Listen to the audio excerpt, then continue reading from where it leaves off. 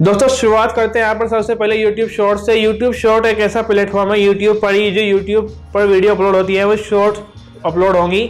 उसमें 15 सेकंड कम से कम है, 5 सेकंड, 10 सेकंड, 15 से यहाँ पर जो है इस तरह से आप 60 सेकंड लगभग जो है 1 मिनट से कम यहाँ पर जो है वीडियो अपलोड कर सकते हैं। इसमें आपको ध्यान रखना है कि आप किस कंटेंट, आपके चैनल का ही कंटेंट जुड़ा होना चाहिए। साथ ही आपको और भी बहुत सारी चीज़ें हैं यहाँ पर मैं आपको यहाँ पर जो है क्रमवार बताने वाला हूँ। अगली जो बात है 7वें नंबर का जो टिप्स की बात करो तो वह आपको ऐसा कंटेंट क्या करना है जो लोगों को काफ़ी अपनी ओर आकर्षित करे, आपके चैनल की तरफ आकर्षित करे, ताकि वो सब्सक्राइब भी करें, आपके शॉर्ट्स को जो है पसंद भी करें, कमेंट भी अच्छे करें। तो आपको ऐसा अच्छा कॉन्टेंट बनाना है जो आकर्षक हो, जो उनका आसानी से समझ में आ सके।